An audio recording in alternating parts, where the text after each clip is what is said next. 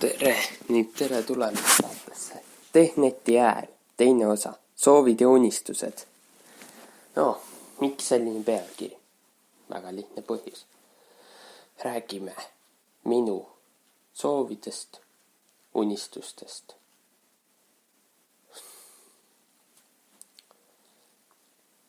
Nii.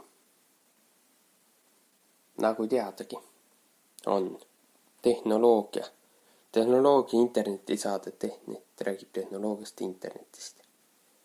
Nii, ja nagu teadagi, tehnoloogiat on erinevat. On näiteks telefon, tehnoloogiline selline telefon, siis on igasugused arvutid ja arvutid on, siis on igasugused tehnoloogilised sellised televiisorid, internetiteleviisor, see internetiga ühendatud. Tänapäeval on isegi interneti ühendatud näiteks ukseaugud, uksekellad, lukuvõtmed, klaverid, põhimõtteliselt kõik asjad on tänapäeval internetiga ühendatud. Võimalik on vähemalt selline asi, kui on uus asi. Ka laelambid näiteks ja lülitid ja näiteks minu telefoniga on võimalik televiisor käima panna. Telefonis on televiisori pult. Ainult digiboksi ma sellega käima panna ei saa, nii et sellest suurt kasu ei ole. Digiboks tuleb teisega käima panna. Televiisori saan küll käima, aga digiboks jääb kinni ja midagi ikkagi ei näe. Jah. Nii. Ja minu tunnistused on, ma just hiljuti nagu teadagi loen ühte raamatut, Sõjamängu teatritest gigabaitideni. Tegelikult ma tahaks saada head normaalset arvutit, millega oleks võimalik mängida. Keegi teab, võib soovitada, pakkuda. Tahvelarvutit oleks ka vaja muidugi. Normaalset tahvelarvutit sellist, mis ikka veab välja mänge erinevaid. Saab mängida, aga ka muud teha. Muid asju teha. Kaamera võiks ka olla selline suht okei. Ja sellist tahaks normaalset tahvelarvutit. Keegi teab, soovitagu. Võib soovitada, kirjutage meilile näiteks cookiePlaystudios@gmail.com. Sinna võite kirjutada. Ja nagu teadagi, mul tuli hiljuti muusika. Üks lugu tuli välja. Ja SoundCloudis on neid tegelikult rohkem. Sain SoundCloudi hakkan siin tegema. SoundCloudi muusikat. SoundCloudi muusika on päris hea, mul võib plaan veel teha. Mul plaan saab veel teha. Ja SoundCloudi muusika tuleb veel millalgi. Kui mul see lugu nüüd valmis saab. Ja siis ma loen ühte sõjamängude raamatut ja see hakkab läbi saama vaikselt. Paar osa kirjandus selles on. Nii, mis ma veel tahtsin rääkida? Mul on üks Mac. Selline, normaalne. Kahjuks ta mingi plaate. Võiks olla plaadimängija ka sees, siis saab plaate mängida. Aga äkki saab kuidagi ühendada. Ma ei tea, seda peaks uurima tegelikult. Keegi teab, siis võite kirjutada jällegi cookiePlaystudios@gmail.com. On eelmine aadress, kuhu kirjutada. kõik kokku kirjutatud kuhugi Play stuudios.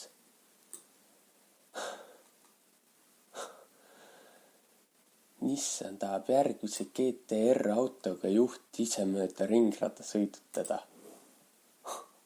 Okei. Natuke uudiseid ka. See on GTR sportauto järgmine põlvkond saab palju tehnilisi uuendusi. Hübriidajamär, isegi ringrajal ise kihutav autonoomsus on võimalikud. Top gear. Uutustest on juba sarjad täiesti uuel mudelilt ja püüti mingi päev tuleb.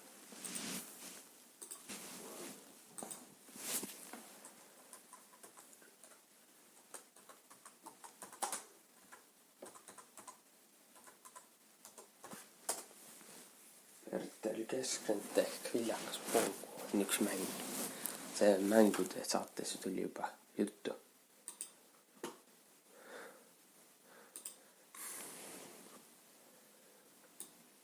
Nii et siin ma seda üle kordama ei hakka, aga tõenäoliselt pole see väga suur üllatus, et järgmine Nissan sportauto saab hübriidajami. Sõidukid või kirjutatud elektroonikat täis superauto juhtimist. Jah, sest kui Ferrarile V12 tootmist Nissan on kogenud Leafi elektriautoga eksperimenteerinud, kui hübriidajamete ringrajal on kogemust küll, aga isesõitvad autod on päris huvitavad. Päris huvitav teema on see. See on Nissan toob keerinud see idee isesõitva sportautist ringrajada. Tuleme GTR või sõitma võtta tuntuvaid ringrada sama kiired kui professionaalsed võidusõitjad. Insener Richard Jones keeril järg, kujutage ette, et sõidad oma GT Riga Nürburgringile ja laed autokompuutrisse andmeid rekordilist ajast antud real oma sõidukiga.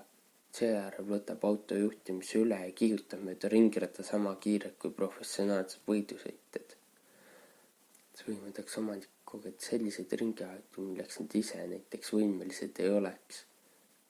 Tegemist, see on varas staadiumis veel, on idee. Hakkatud autos prefektsiku mingi üks väga muljed.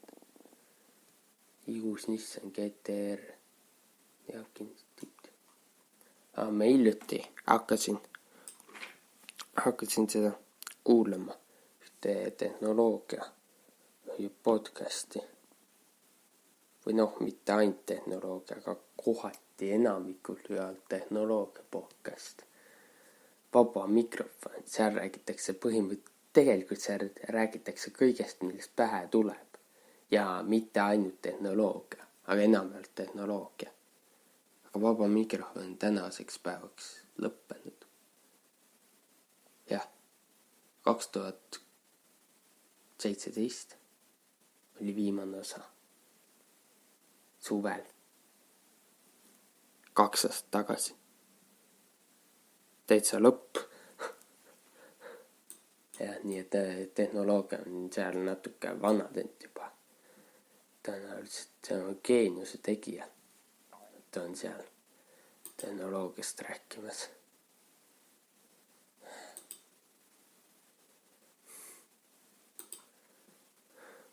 Jah. Uus lekke. Uus iPhone XS saab 4 kaamerat. XR saab 3. Mis rakendused andmed edasi saadavad siis? BuzzFeed läbi uuringu. Selfie, kaamera, Total Cleaner, Smart Cooler, RAM, Master, Haio, Flashlight, Omni Cleaner, Vava, ja, MOI Flashlight, Samsung TV Remote Control. Mu Philips.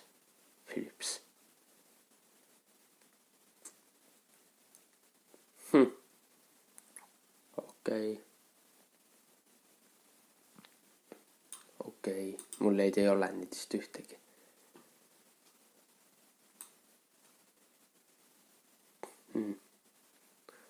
Ja ma hakkasin otsima seda video lõikamist normaalset video lõikamis mis ta oli nüüd, äppi telefonile või siis arvutile, mõlemale on tegelikult.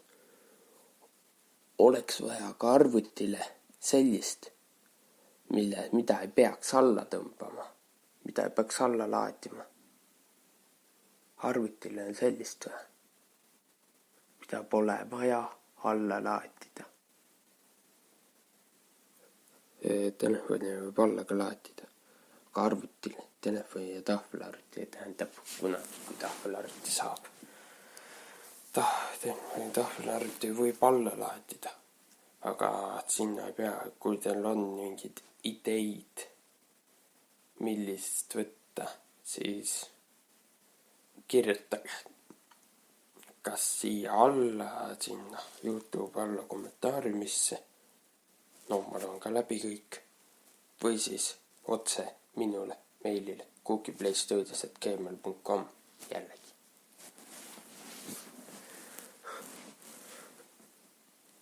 Soovin nõu ja kui on midagi head, uut, mida võiks järgmine kord teemaks võtta, siis võiks ka kirjutada. cookiePlaystudios@gmail.com jällegi. Investorid lüpsnud iduettevõtja ja vargusega plussi. See on see uudis ja B2K.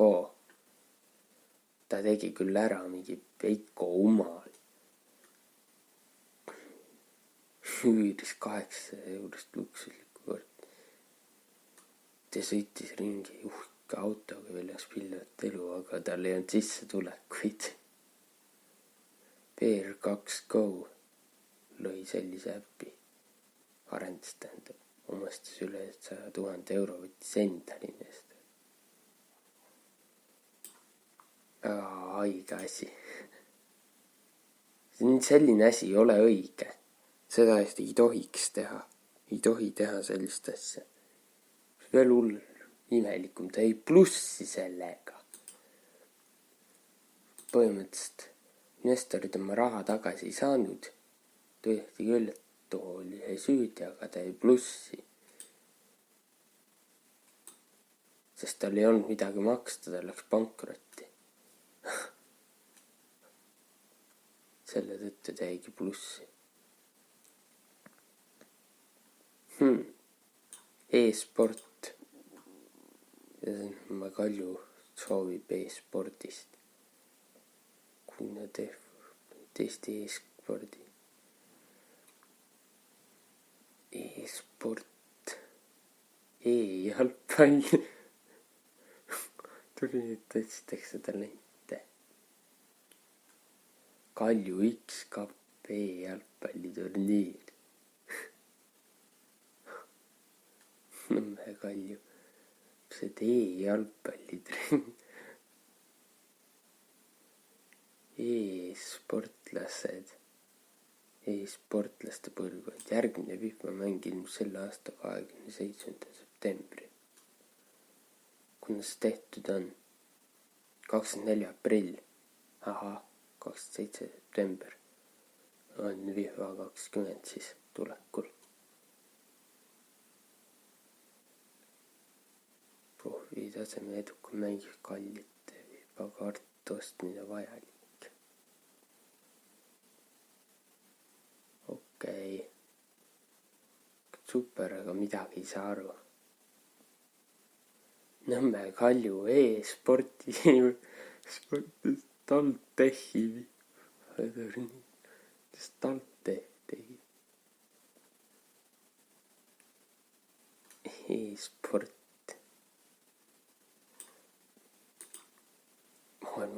Fortnite'i arendajad 100-tunnistest tööpäevad nädalatesse tapab meid ära. Pildil hoidmine panete kalliks maksma. Fortnite on vaja pildil hoida, jah.